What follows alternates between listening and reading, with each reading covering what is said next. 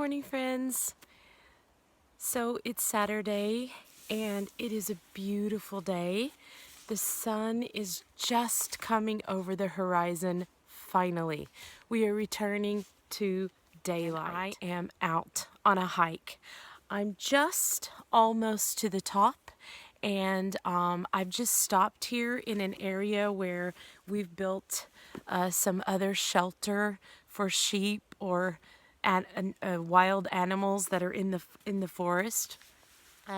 This is my backyard, actually, so we roam in here quite a lot for hiking. I want to today share more information about the history of the Selbuvotter from this book by Anna Bordsgård. And I just want to say my mom gave me a pro tip and asked me to please hold things a little bit longer so she has the chance to see them. So I will be doing that. I hope it doesn't feel like too long. But this book, Selbuvotter, is, I would say, the most historical source for information about the Selbuvotter. I was very lucky to have the opportunity to present this exhibition in my vlog because of my interest, and I also can share the history from this book that is presented there. This book is not in English, and I hope that one day it will be translated into English, and if I had that job, it would be a dream. But right now, I'll just be showing you bits and pieces and telling you stories from this book. But last week, I told you about the young girl that that was responsible, really, for the 8-pointed star, and her name was Marit Adamstad. And actually, in the book, there's a picture of her, a historical photo, and that story is so interesting, and I also shared the wedding history. But this week, I want to share the history of the women's organizations. And for me, I'm just going to simplify this history. If you're Norwegian, you'll understand it on a depth, I'm sure, that is much deeper than my knowledge. But I consider myself fluent and have to translate my things my own way and creatively, and so I want to share this from my own perspective. So in 1863 in Selbu, women began gathering to knit Selbuvotter. And if you listen to my other vlog, you'll know that once these mittens were presented in the church, and they just became fascinated by them, and they spread from farm to farm, and the patterns became more connected to farms, and the patterns grew more intricate and more rich.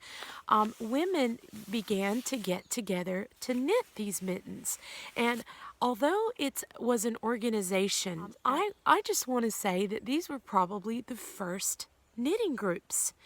And when I read it, I get that feeling. I get the joy of that these women came together, and I can imagine, like, meeting with people that I enjoy knitting with, the excitement of coming together to knit these mittens and to talk about the patterns. And yeah, I'm sure they talked about their life, and life was really hard back then, so this would have brought them great joy. Now, they got together really for mission purposes and religious tasks. They wanted to do good. They wanted to take action in their community.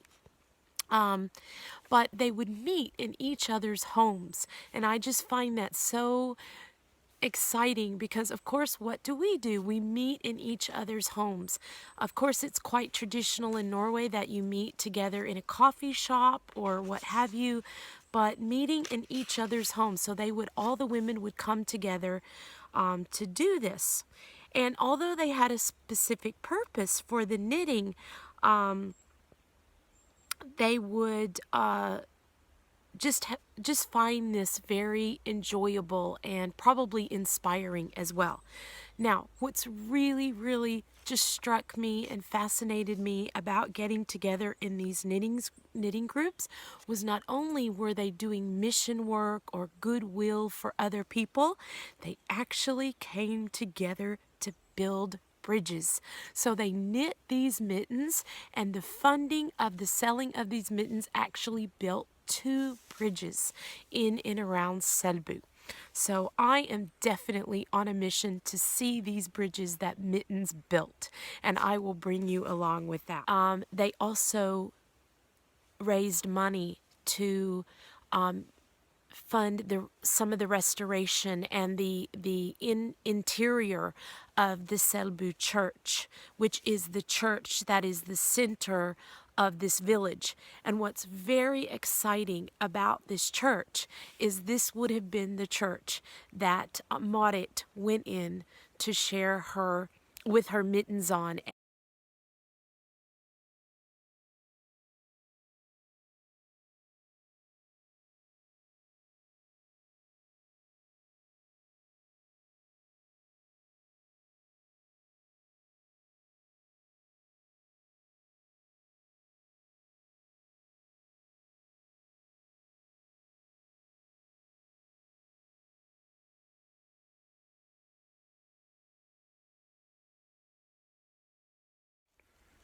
So we must also keep in mind that they didn't go down to their local yarn shop. The wool in from the farms, they would wash it, they would bring it in, they would someone would card it, someone would spin it, and someone would be knitting it.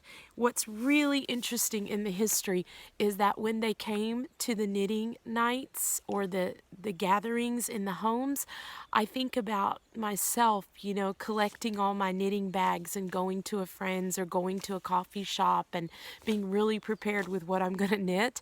These women brought their spinning wheels, so they came with their spinning wheels and their knitting, and I just find that so fascinating and wonderful. People were knitting these mittens not only at the knit nights, but everywhere they went. So they knit them when they were walking, when they were standing around, when they were doing other tasks that they had to do.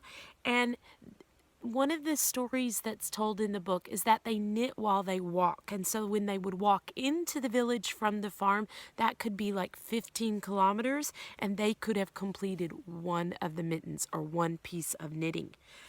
Depending on what they were knitting. But at the end of the 1800s, this would have been the first time that these mittens were shown in an exhibition, actually in Oslo, which was at that time called Christiania, in an exhibition. That was the first time they were ever shown.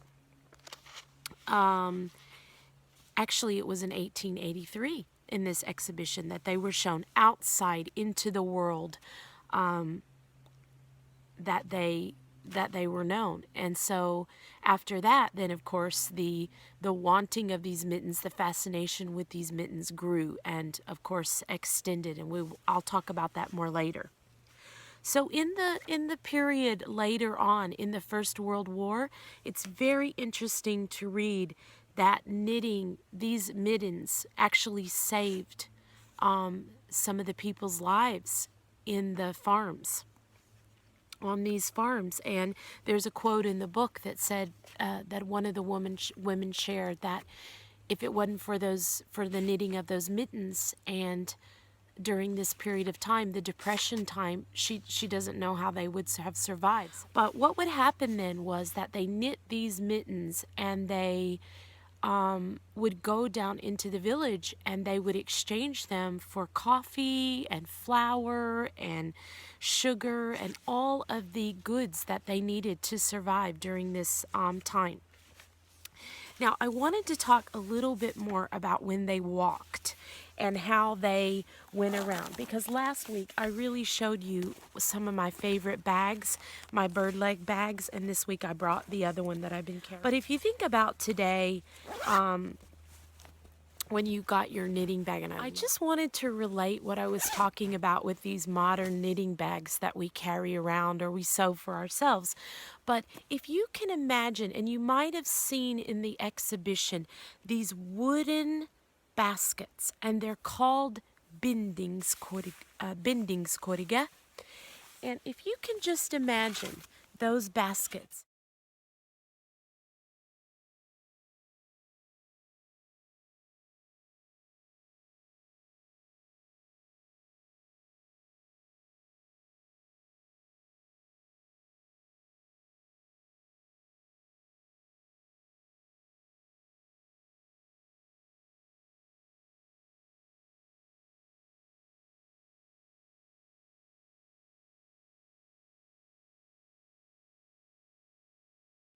they put them on their arms, and inside would have been their two nusta, their two balls of yarn, and they would, whatever they were doing, they walked around with these baskets on their arms. So what's really fascinating about these baskets, of course, is that they were not wicker. They were made from the materials that they had, which would have been, I would think, a birch material because it would have been very, very soft. So they were created, and I'm on the lookout for one of those. I hope to share one, and I'm also going to paint some myself in the traditional rosamaling. But I wanted to show you a bit of the rosamaling and to tell you what they actually put on the korg, or the basket that they had. Now this is the traditional rosamaling from Norway. This is a painting technique that yeah, it's on so many things. So when you think about the Selbuvotter, this one is actually, there are patterns from all over Norway, so different Rosamali patterns. Now this one is from my area, the Trøndelag pattern. And these are in the colors, the traditional colors from this area. So you've got the red, this would be the red, and you've got the green, and the green is a deep green. So you don't really see it on this plate, but it's a deep green and a red and a gold. So these are the traditional colors. Now, this rosamali would have been on the outside of the basket or the korg, and they were a lot of these colors. And then the pattern on the handle were most likely painted in gold, and then on the basket would have been the name and the date. So, and they always had the first name and then and the last name and then the date. Now I have, I will try to take some pictures, but I have also had these things painted for my daughter where her name is on it and the date. And so it's just very traditional, and you have people all over Norway that are engaging in these rosemaling paintings. So if you're a painter or a sketcher, you might want to look up rosemaling and just have a go at that. That's very traditional design and pattern in the so anyway, these korg would have been very specific. They would have had one of them, and they would have painted them in the traditional colors of this area, which I have done the research on these when I had these plates painted, or the chest that my daughter has, or the chair, or lots of little utensils that I use. I researched the colors, and these are the traditional colors. So I just brought this plate that I have hanging in my home to show you. So I really want a bindingskorga. But I wanted to say that on the farm, the during this depression time when they were really exchanging their knitting for the goods that they needed to do baking and to keep themselves going, it was the elderly that were knitting, the women, there were men knitting if they weren't at war, and also the children. And this was absolutely the most exciting thing that I read. Today's modern technology, there's all these warnings about children and their use of iPads and phones and whatnot, and just about them getting outside and getting fresh air and spending too much time on technology. Well, what's really exciting is that back in the day, during this time when people were selling their mittens to keep them going, there was a health warning for children that they were knitting far too much and staying in, and they needed to get outside. So I thought that was so funny. And a really great comparison to today when we have children on technology too much. During the First World War, there were children that were on there knitting too much. That's the history that I wanted to share with you this week, and I hope you find that fascinating. I just wanted to remind you that the history that I share is from where I live.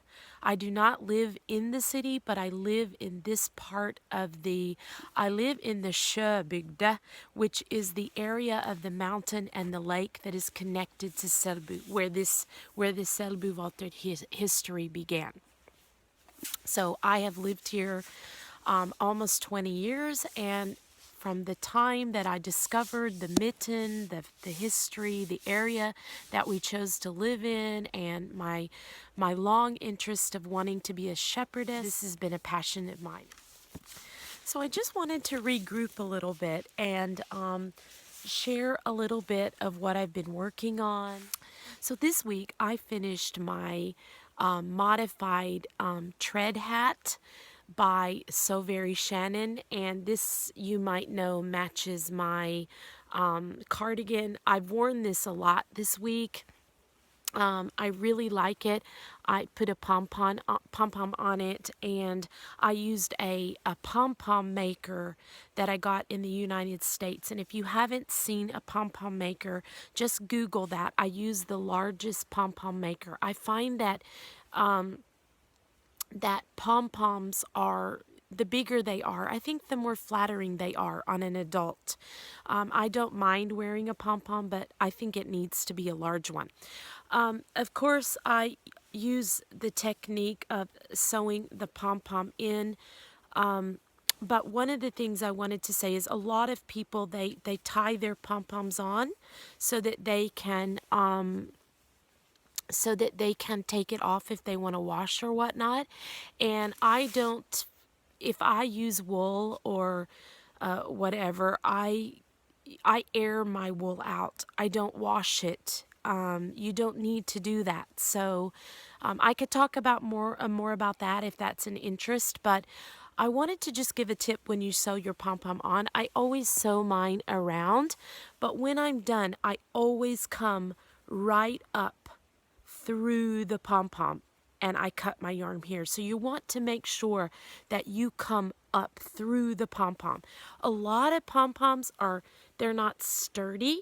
If you look at mine, it's very sturdy and it stays there. And a lot of people's pom-poms, they flop all over the place. Now, I learned that tip here in Norway, and it just might be something that you want to try when you're sewing it on, or if you tie it on. I'm not sure if you can do it when you tie it on because I haven't tried it, but you know, I've sewed this on. I've weaved in the ends, and then I just took my needle right up the center of the pom-pom, pulling it quite tightly and clipping it off. And if you do that, you get a very, very stable pom-pom. I love this hat. I love the cardigan. It's very warm, and I used a twisted rib, 1x1 twisted rib. And this part is the sort of the tread pattern, and I didn't use it the rest of the way up because my cardigan is stockinette, but I love the ridges that this created with the technique from the cardigan.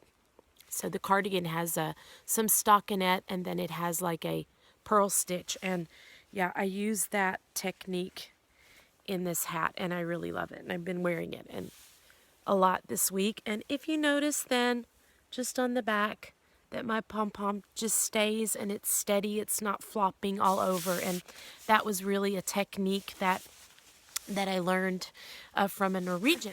But I wanted to share you what I was just keeping warm with now. I was doing a little challenge this week about what I wore every day because I could do that probably for a whole month because I'm a shawl knitter, and someone made a comment that they really enjoyed seeing the shawls that I wore.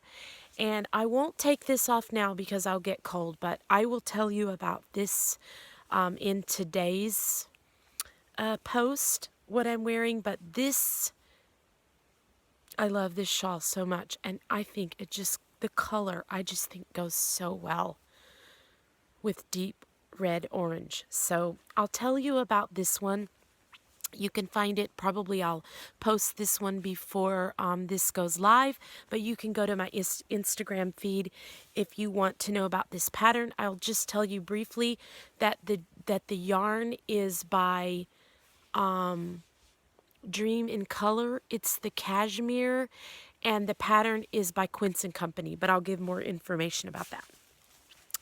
But I'll be wearing this probably in tomorrow's post, so I thought, yeah, I wear this one a lot when I'm inside by the fire. This is my, I think it's called the campside shawl. It's almost a blanket. It's almost a blanket, but I absolutely love this. This is knitted in Eden Cottage yarns in their DK weight. I think it's called the campside shawl. I think so. Eden Cottage yarns. If you do not know about her yarn, you must search it up right away. I don't have access to it all the time, and I'm so hoping to get some more when I'm at Edinburgh Yarn Festival. But Eden Cottage yarns, firstly, her colors are amazing. Secondly, her wool is just so scrumptious. Now, this campside shawl, I hope I won't offend anyone because I don't mean any disrespect, but the math in this shawl is wrong. It is difficult, and yeah, I just find that really frustrating as a math person. So I did not follow the pattern. I redid the math myself after much frustration because, from what I understand, the eyelets in this shawl should you start the shawl up here, and I just wanted to show you my little handmade tag that I put on there. I got these in America. You start the shawl, and then you do this eyelet, and then the eyelets are supposed to come together until they get down until this very close eyelet. So the math is wrong. They don't line up, and I don't know. I read on Ravelry so many people's frustration and rewriting the pattern, and yeah, so I just did one eyelet to make it very symmetrical and pleasing. And then I did the border in the very close eyelet, and then I did the ribbing on the end. I think this is a free pattern, so maybe it just wasn't worth the time to put it in, but the number of people that have knit this shawl, I have such a desire to fix that pattern so that new knitters or whoever's going to knit it will not be frustrated. But I absolutely love this shawl. It's worth knitting if you want to redo the math. And I wear it a lot, and right now I'm just using it as a blanket because I wanted to show it to you. Speaking of blankets, I brought my rainbow blanket, which is made out of Raume-ull, which is a local wool to me. This is the Fin Ull, and this is wool at its best. And for me, this is soft and wonderful, and yeah, I have used every color of the rainbow to make this blanket. And I started this blanket yeah, some time ago, and then I had a really devastating message about being ill, and I put it away, and that's almost a year ago. And I just thought, well, then I'm all well and I'm fine, and maybe I should get it out and finish it and put all of that behind me. But I'm gonna do that. So I got it out again, and I don't have any bad feeling or vibes about it. I think that was kind of my problem. I was worried that I would get down about everything I went through, but I really don't feel that. I feel like finishing it is just another way of, yeah, just just finishing it all, and I'm excited about that. So this blanket is huge. I absolutely love it. It's just too joyful to give a bad feeling. But right now I'm on the green and adding some more gray, and I'll soon be finished with this. It's almost at the size that I want. It's absolutely really didn't have a lot of time this week, but I finished the sleeve to my sweater, my Icelandic sweater. This is the sleeve, which matches the body. And I will cast on the other sleeve tonight. And this is my Edinburgh Yarn Fest sweater. So because I became ill, all of my plans to go to Rhinebeck, I had booked everything, and I was going to Rhinebeck and really had a plan for Rhinebeck, and all of that had to be canceled because I couldn't go. And yeah, so I'm determined to make an Edinburgh Yarn Fest sweater, which would be likened to having a Rhinebeck sweater. And yeah, I'm really excited to wear this, but I kind of thought, gosh, why am I rushing? I still have time. So I put this aside for another project, which I'll show you. And I'm using Drops Nepal, which is a wool alpaca blend, and I got this on sale. And yeah, this is a local yarn wool blend, and Drops is just a good workhorse yarn, an affordable yarn. And I think that, sometimes when we're doing sweater projects that we're going to wear a lot on trips or out, we need some economy and also pure wool. Stopped everything, picked up my shawl again because I am 100% a shawl knitter. And when I don't have a shawl on the go, I I don't know. I just need a shawl on the go. So I picked up my early in June shawl again. This is my third one. I think people found that quite surprising. But Yellow Cosmo is absolutely one of my favorite shawl designers, and it's probably because of the math and her creativity with she has so many cables within her work, but it's not with cables, it's with stitches, and I just find her fascinating. Everything she does is so artistic and creative. And yeah, this one is knit out of the Wool Barn yarn, which is Midnight in Romance. And Maya had a competition to name the yarn, and I participated, and she took my idea and blended it with another idea, so that was a lot of fun. I really enjoyed that. But this one is called Midnight Romance, and it's in the fingering weight, and it's a high twist fingering merino with some nylon, and I used the high twist because I really wanted this butterfly pattern to show. Let's see if I can get that to show. It's so beautiful when it's blocked. And yeah, the last thing I want to share is what I got in the post this week. And I just want to say, if you do not know my friends, if you do not know my friends at Oslo Micro Diary, this is their amazing logo. You must go look at their Etsy shop. Follow them on Instagram. So these two girls, these two women, I have not met them in person, but I've had lots of exchanges with them. And Yeah, I find them both to be highly creative. They they use quotes, and yeah, they use quotes as the names of their their colorways. So they don't have colorway names; they have these quotes, and I guess they're from books or inspirations that they have. But they helped me with personally dyeing some of their fingering weight. I hope I can hold it all up. It's a goal that I have. Look, these colors just for me. I mean, they've had these colors in the shop, but I requested that they were in the update, and they supported me with that because I have such a special project that I'm working started. And what I want to say about this is not only do they have the most amazing colors, this yarn is exactly like Tosh Merino Light. And as I told you in my last vlog, I do not have access to Madeline Tosh anymore.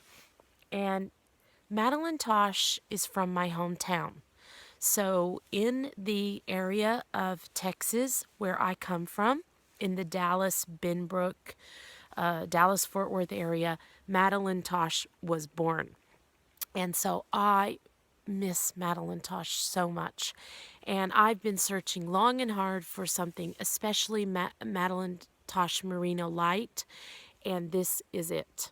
This is exactly it. If I have my Madeline Tosh knitting experience, this is the same experience. And so last night I cast on my new, wait a minute, is it this way? Yeah, my new project. And I'll be sharing more about what that is as the project grows. But I cast this on last night with my Oslo Micro Diary. And I'm sure there's going to be occasion for me to meet these girls and these women and, yeah, check them out.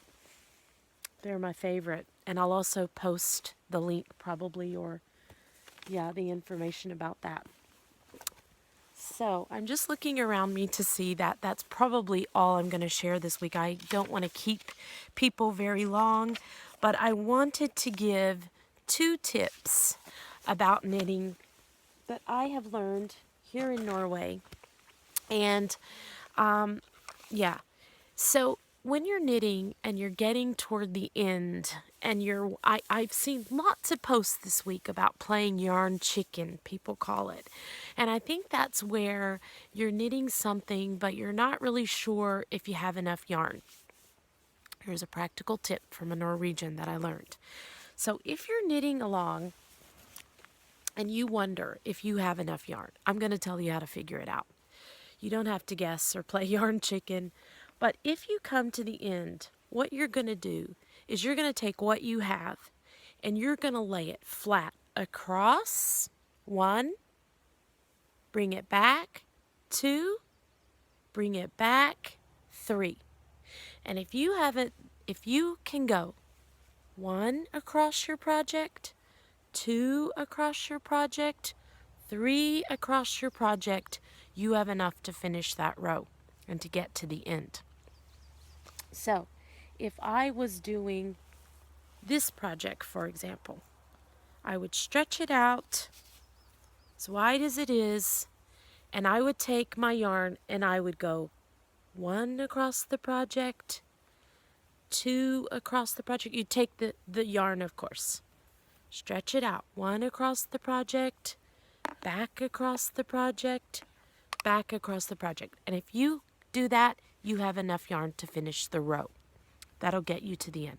So I hope that is understandable, but you don't really have to worry if you can do that. Now, if you can go across the project, back across the project, but you can't go again, then you probably don't have enough yarn to finish the row. So that's just a little pro tip from Norway about the yarn chicken dilemma that I've seen a lot lately. The other thing is, I'm going to show you a tool when you're going to put stitches on waste yarn. Now, in Norway and everywhere I've ever seen, people use just scraps of yarn and whatnot. And I find that because I knit often with pure wool, that the wool, the scales of the wool, I'm sorry, I have a cold. The scale of the wool often attracts to each other, and that gets a little bit tricky. So I want to tell you to use dental floss. So when I'm going to put stitches on hold in a sweater, or I want to, whatever I want to do, I just use dental floss. And this happens to be a pack that I've had a long time from the US. I just want to tell you how smooth this is. It's coated with wax, of course, and when you're knitting and you want to put something on hold to save your sleeves while you're knitting the another going down, knitting the body or whatever, give this a try. This is a great tip. And finally, before we take a walk up the mountain, I just want to share the winners of the mitten kit. So again, I wanted to just share my love of Selbuvotter, my love of because this exhibition was in my town, and the release of this book. I just wanted to spread the joy of these mittens, and because I have worked directly with the sheep and the process, with Selbu Spinnery, which is the original yarn for these mittens, I wanted to share a couple of mitten kits.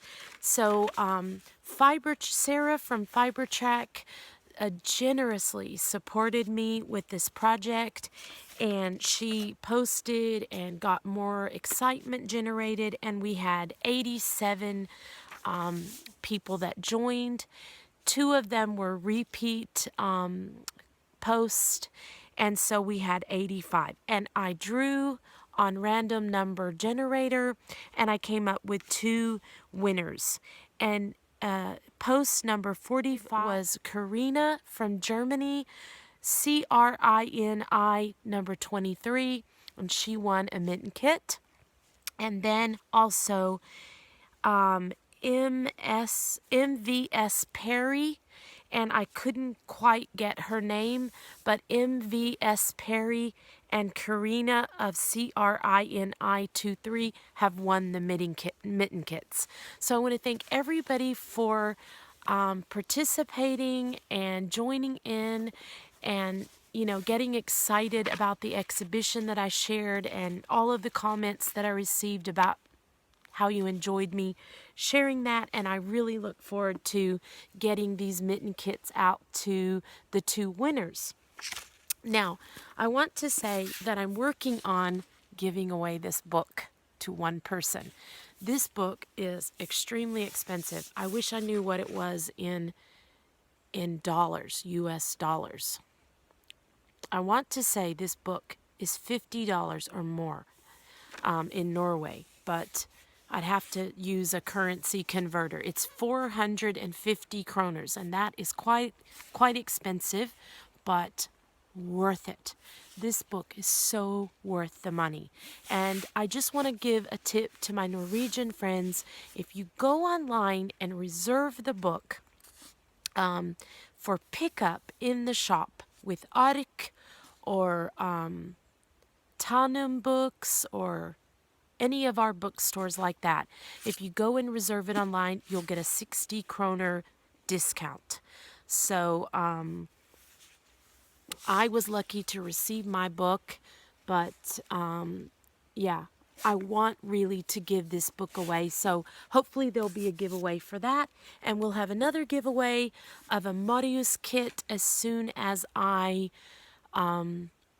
get into sharing all of the history about the Mariusgenser.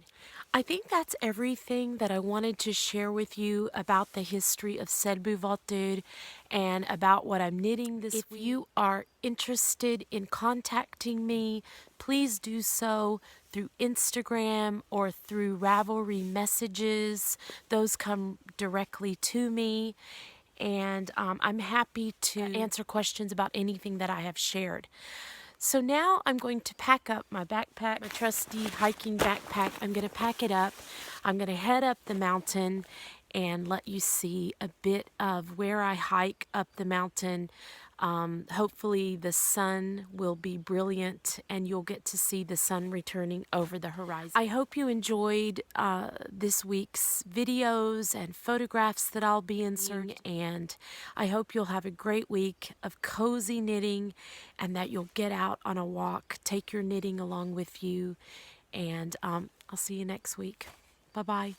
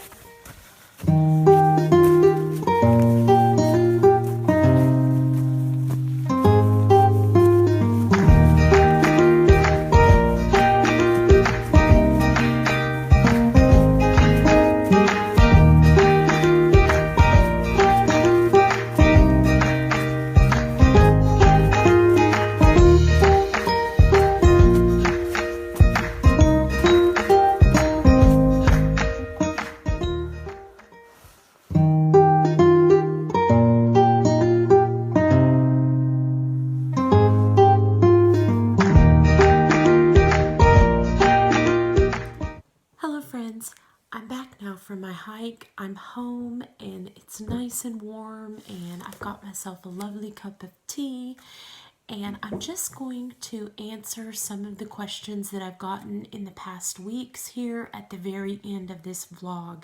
And I think I'll just make a habit of answering comments or questions here instead of interrupting content with them. So I just want to start by telling you that vlog number 5 is no more. There has been some sort of technical issue with vlog number 5, and when I uploaded vlog number 6, vlog number 5 had disappeared, and I've tried very hard to retrieve it, and it's really unfortunate because I shared a lot about Norwegian fairy tale mittens, and I videoed on a beautiful sunny snowy day in front of our windy house, which is our Dukestue in the garden, and I just cannot retrieve it, and I can't get technical support from YouTube, so there is no vlog number 5, so I apologize for that. The other thing is that I am not Knitography on Instagram. My username is at the very beginning of the vlog, and it is P4CHEN. Unfortunately, someone else outside of Norway has the username Knitography, and there's been a little bit of confusion with her, and she alerted me to the fact that people were confused, and I promised that I would bring it up in this week's vlog. So if you're looking for me on Instagram or Ravelry, it is not my Knitography brand here in Norway. Okay, and finally, several people have asked me about having a Ravelry group. At this time, I will not be having a Ravelry group. I'm not very active on Ravelry, and I really don't have time to moderate a Ravelry group. But if you contact me on Instagram, comment on my post, or private message me, I'll be very happy to share any of the information further with you personally. So thank you for asking. I love community, but Instagram is really my focus and what I manage now. So, in the future, if there are other questions or you wonder about anything, I'll always be answering them on a little extra video here at the end of my vlog.